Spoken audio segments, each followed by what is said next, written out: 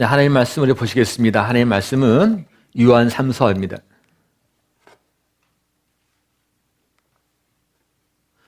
요한 3서 우리 1장 1절에서 4절까지 말씀 우리 같이 보시겠습니다. 장로인 나는 사랑하는 가이오 곧 내가 참으로 사랑하는 자에게 편지하노라. 사랑하는 자여 내 영혼이 잘된 같이 내가 범사에 잘되고 강건하기를 내가 간구하노라. 형제들이 와서 내게 있는 진리를 증언하되 내가 진리 안에서 행한다 하니 내가 심히 기뻐하노라. 자녀들의 진리 안에서 행한함을 듣는 것보다 더 기쁜 일이 없도다. 아멘. 여러분, 세계에서 제일 큰 교회 하면 딱 떠오르는 교회가 어느 교회입니까? 세계 제일 큰 교회, 그죠? 여의도 순복음교회죠. 그는 세계 그래서 한국에서 보니까 넘버부터 2, 3, 4 쭉 한국에 다 갖고 있죠. 그리고 각 교단별로도 한국에 다 갖고 있고 가장 장로교도 큰 교회, 감리교도 큰 교회 이런 식으로 한국이 대단한 교회예요. 근데 어쨌든 그 중에서 가장 큰 교회, 전 세계적으로 큰 교회가 여의도 순복음교회입니다. 한때는 거기가 뭐 100만 넘는 날까지 했을 정도였으니까. 그래서 웬만한 그 시가 다 교인이었다는 거죠. 그러니까 엄청난 인원인 거 사실인 거죠. 근데 그 여의도 순복음교회 하면 또 떠오르는 분이 있습니다. 혹시 누가 떠오르십니까? 여의도 순복음교회 하면. 그죠? 지금은 돌아가셨지만 조영기 목사님이 또 생각이 납니다. 조영기 목사님. 자, 물론 조영기 목사님 그 노년에는 좋지 않은 사건들로 인해서 매스컴에 오르내렸습니다. 그래서 그래도 우리가 조영기 목사님이 남기신 그 발자취를 보면 한국교회뿐만 아니라 전 세계 기독교 역사에 상당한 영향을 끼쳤다는 것, 우리 그것은 부인할래 부인할 수가 없을 것입니다. 자, 오늘 우리가 함께 읽었던 이 본문은 사실 그 돌아가신 조영기 목사님이 사역을 하실 때 바로 이분이 이 말씀을 가지고 큰 기틀을 다져놓은 말씀입니다. 그리고 이 말씀 위에서 메시지가 나가고 이 말씀을 근거로 해서 다양한 사역들이 펼쳐지기 시작합니다.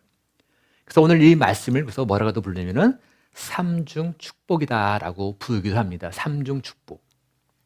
사랑하는 자여, 내 영혼이 잘된 같이 네가 범사에 잘되고 강건하기를 내가 간구하노라. 자, 예수 그리스도의 보혈의 피로 우리들은 죄로 인한 그 형벌에서 죄로 인해서 죽을 수밖에 없는 죄들이 였지만은 세 가지 아주 중요한 핵심이 되는 축복, 즉 삼중 축복을 받았다는 이야기입니다. 예수 그리스도를 때문에. 근데 그 삼중 축복 세 개가 뭐냐? 그것은 첫 번째는 내가 예수 그리스도를 믿음으로 인해서 우리는 어디 가냐면 천국 간단 말이에요. 누가? 내 영혼이. 그죠?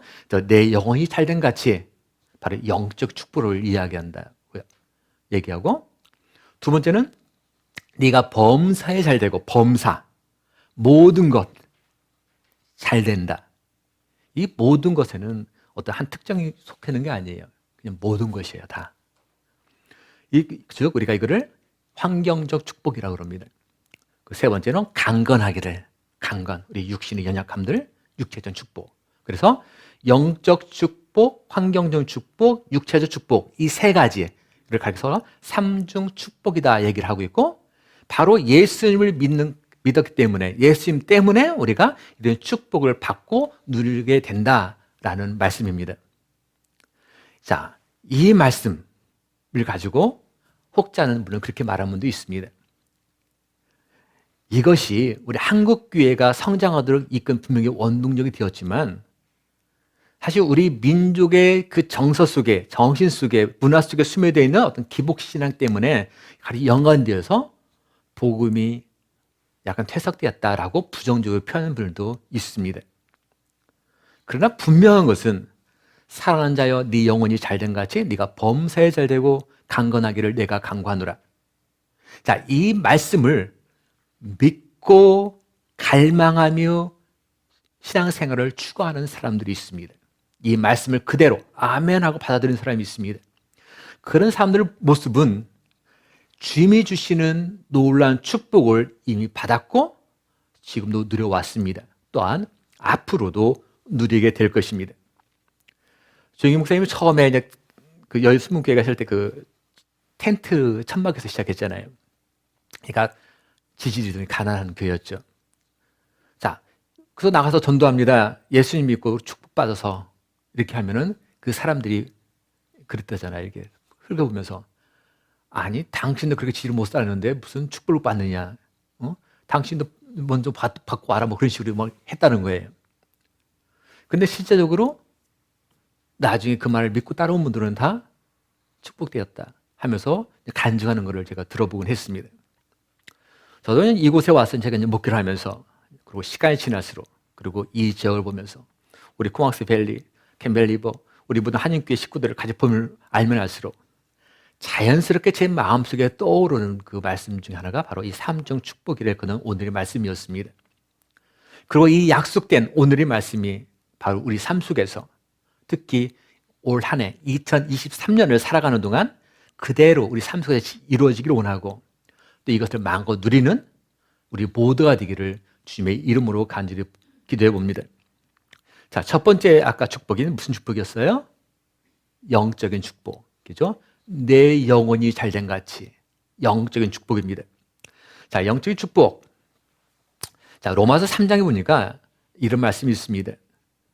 유대 사람이나 그리스 사람이나 다 같이 죄 아래 있음을 우리가 이미 시작하였습니다. 성경에 이렇게 기록되어 있습니다. 의인은 없다. 한 사람도 없다. 깨닫는 사람도 없고 하나님을 찾는 사람도 없다. 그들의 목구멍은 열린 무덤이다. 혀는 사람을 속인다. 입술에는 독사의 독이 있다. 입에는 저주와 독설이 가득 차다. 그들은 평화의 길을 알지 못한다. 그들의 눈에는 하나님을 두려워하는 빛이 없다.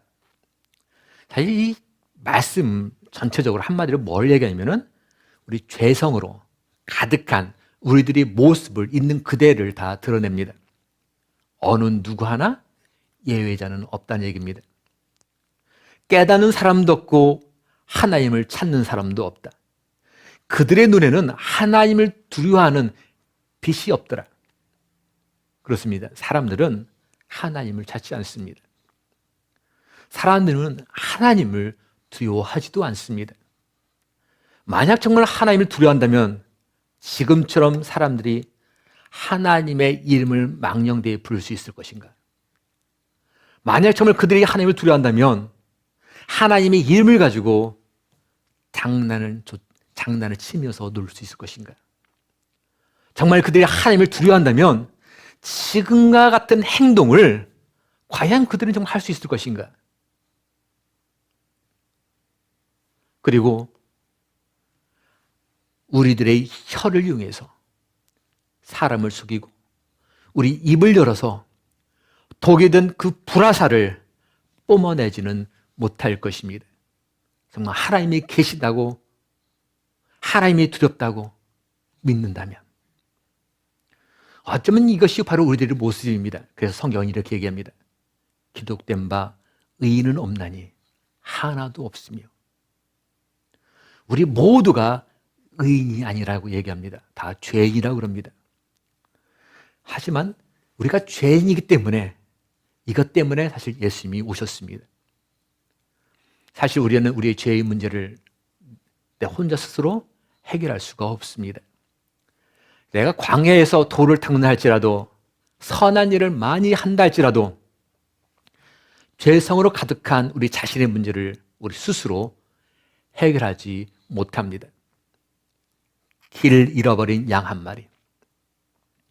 바로 자신의 힘으로 주인의 품에 안길 수가 없습니다. 잃어버린 드라크마, 그 동전 하나, 동전 스스로 내가 주인의 주머니에 혼자 들어가야지 할 수가 없습니다. 길 잃어버린 양 한 마리가 정말 주인의 품 안에 들어오려면 착하고 착한 주인이 언제까지요? 찾도록 찾는, 찾을 때까지 찾는 수고와 희생이 필요합니다. 잃어버린 드라크마, 그 동전 하나가 주인의 손 안에 다시 들어오려면 그 주인이 그 동전을 찾고 찾을 때까지 찾는 바로 그 수고와 피로가 필요합니다. 이처럼 죄성으로 물든 죄 있는 저희들이 우리가 갖고 있는 문제를 해결하려면 우리 착한 목자 되시는 우리 예수 그리스도, 바로 예수님이 수고와 희생만이 필요합니다. 바로 그 수고와 희생이 뒤에 있는 바로 이 십자가입니다. 이로 인해서 우리들의 과거, 현재, 미래의 모든 죄가 하나님 앞에서 다 청산되어지고 우리를 가리켜서 의롭다라고 칭함을 얻게 되었습니다. 로마서 5장 11절 보니까 그뿐만 아니라 우리는 또한 우리 주 예수 그리스도로 말미암아 하나님을 자랑합니다. 지금 그로 말미암아 하나님과 우리 사이에 화해가 이루어졌습니다. 예수님 때문에 하나님 관계가 회복되어 교제를 시작하게 되었습니다. 예수님 때문에 죄로 막혔던 그 담이 우르르 하고 무너져 버렸습니다. 예수님 때문에 하나님과의 그 깨진 그 관계가 다시 회복되었습니다. 그래서 우리가 언제든지 우리들이 주님의 이름으로 부르기만 하면, 주님을 부르짖기만 하면, 찾기만 하면 그 자리에서 응답하시고 바로 말씀하십니다. 그것이 무엇이 됐든 간에, 그곳이 어디가 됐든 간에 상관없이 하나님은 우리들과 하나님 그 관계, 바로 축복된 관계를 열어주십니다.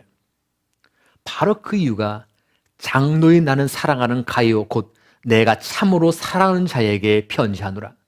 바로 이 사도 요한이 제일 자기가 사랑하는 자, 그 가이오를 위해서 기도했던 첫 번째 내용입니다.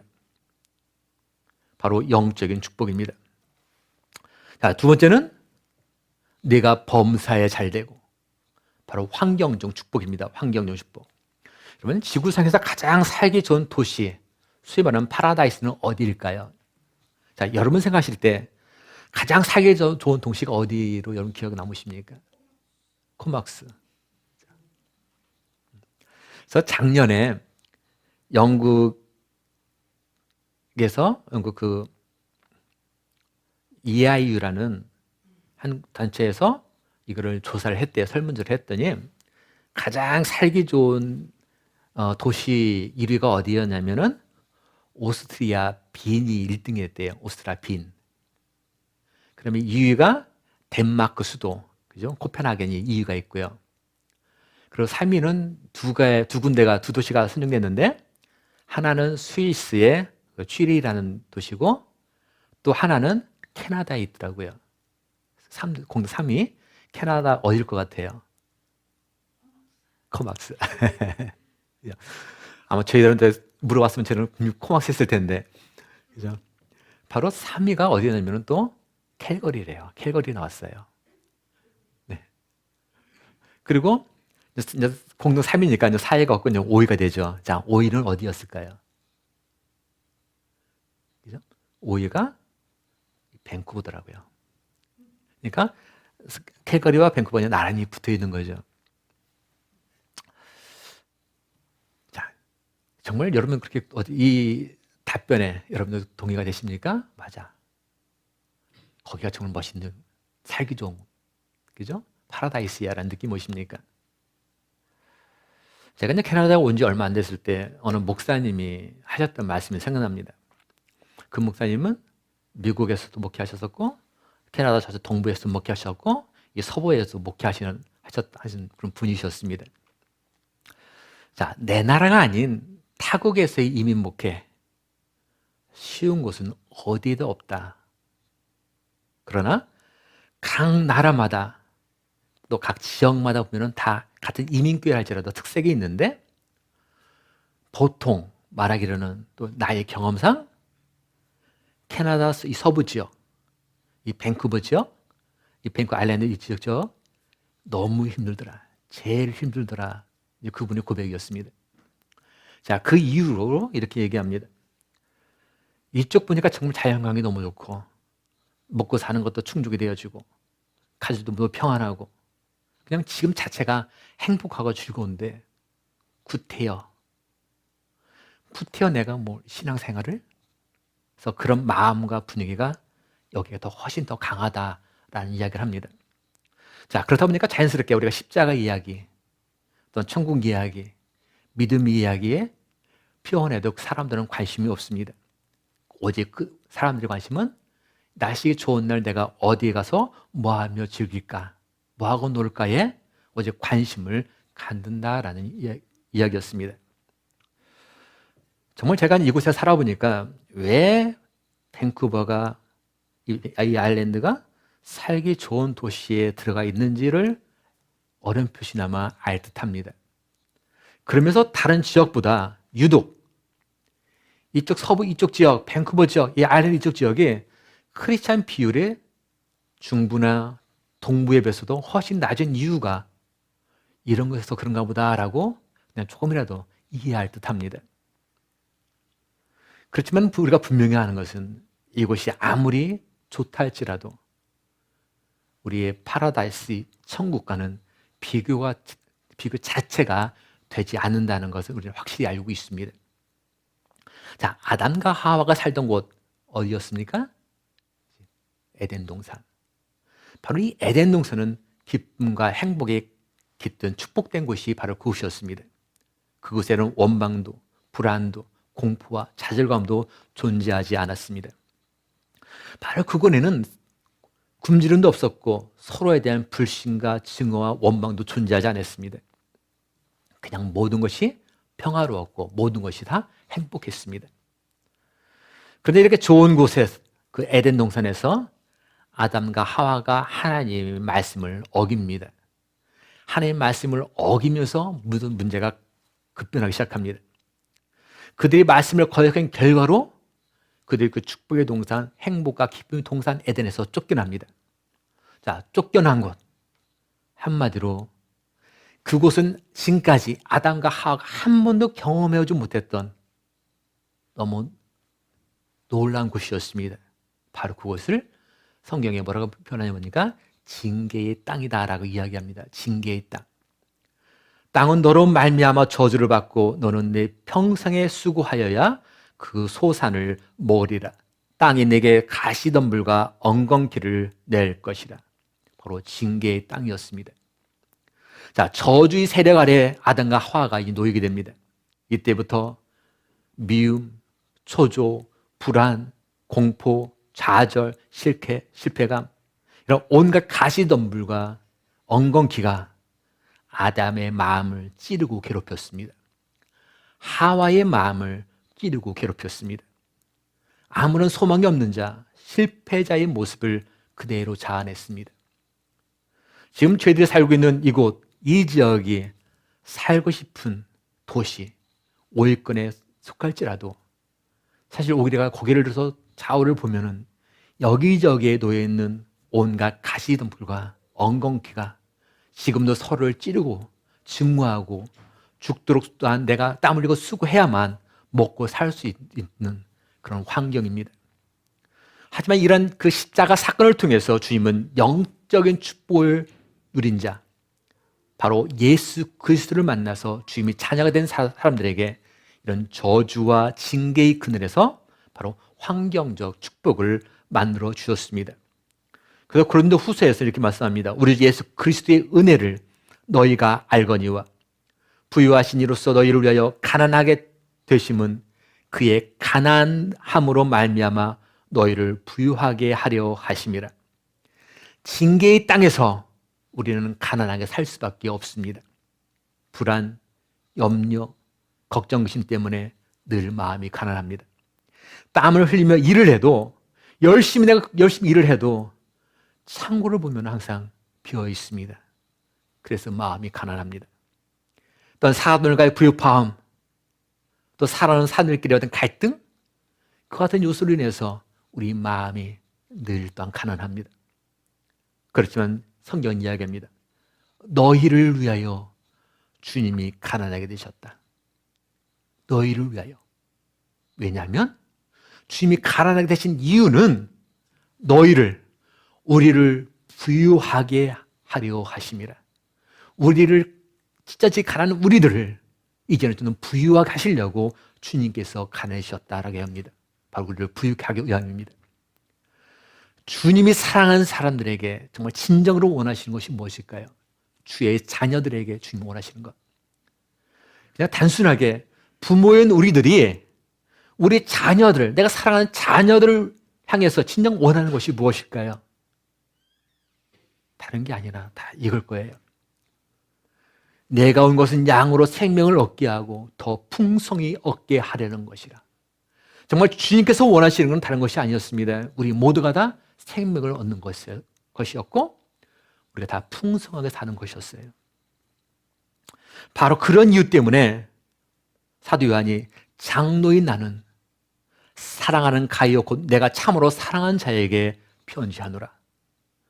사도 요한이 제일 사랑하는 그 가이오를 위해서 기도했던 두 번째 내용, 바로 이 환경적 축복이었습니다. 자, 마지막으로 세 번째입니다. 이는 강건하기를, 바로 육체적 축복입니다. 자, 우리가 주님 앞에 서는 그날까지, 우리가 태어나서부터 죽는 그 순간까지 정말 하나 한 번도 아프지 않고 살 수만 있다면 여러분 얼마나 좋을까요? 그죠? 아프지 않고 살 수만 있다면.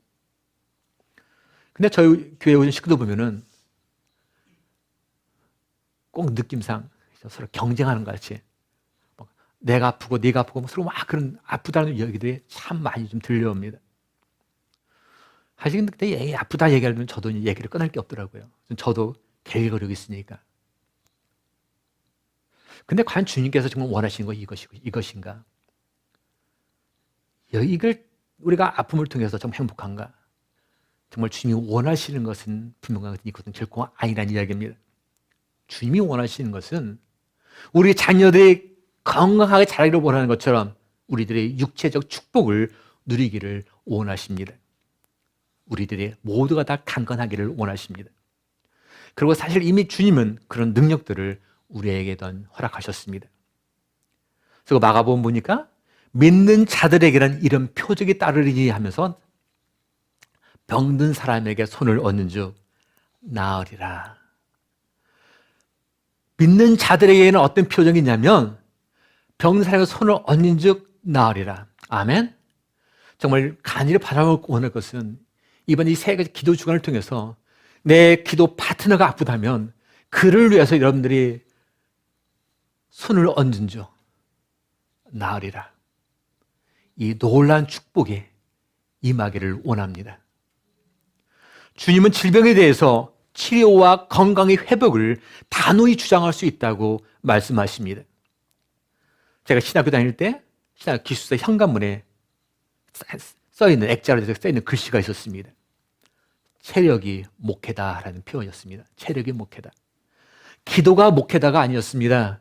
성경을 많이 읽는 것이 목회다가 아니었고 다른 가지 체력이 곧 목회다.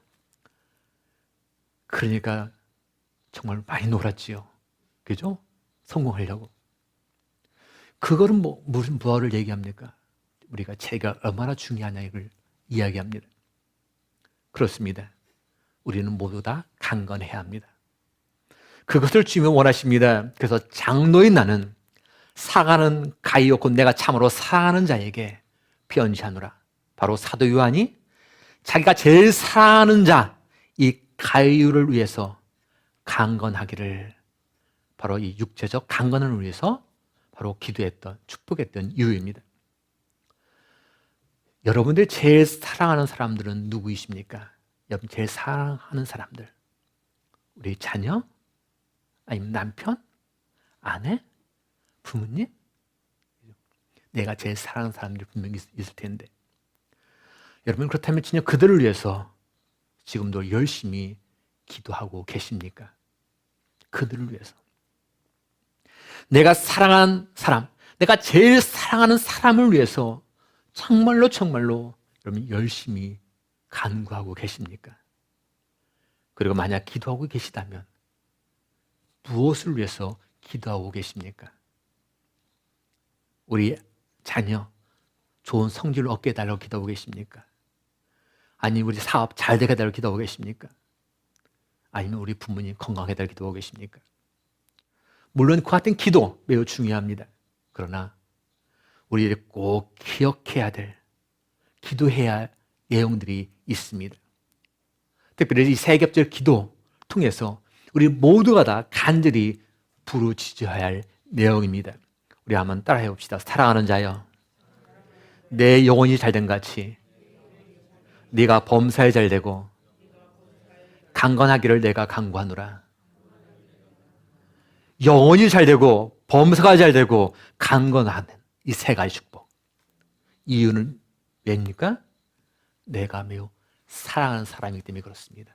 사랑하는 사람이기 때문에. 그리고 우리 스스로도 누군가로부터는 내가 누구냐면 상을 받는 대상이에요. 누군가 나를 사랑하는 그 존재라는 얘기예요. 그렇다면 우리가 당연히 영적으로도 환경적으로도 육체적으로도 우리는 축복을 받고 누려야 합니다. 그리고 이를 위해서 주님께 기도하고 주님이 주시는 그 지혜를 통해서 열심히 움직이며 또 관리해야 합니다. 저와 여러분들이 오늘부터 다음 주일까지 이런 세계적 기도를 통해서 시작하는 근본적인 이유가 바로 여기에 있습니다. 영적인 축복을 누리시길 바랍니다. 환경적 축복을 누리시길 바랍니다. 그리고 육체적 축복을 누리시길 바랍니다. 이것은 예수 그리스도를 믿는 사람들에게 주어지는 하나님의 놀라운 선물입니다. 우리 이 시간에 여러분들의 기도 파트너와 함께 조용히 기도 제목을 나누고 우리 같이 한번 간절한 마음으로 서로를 위해서 기도하기를 원합니다.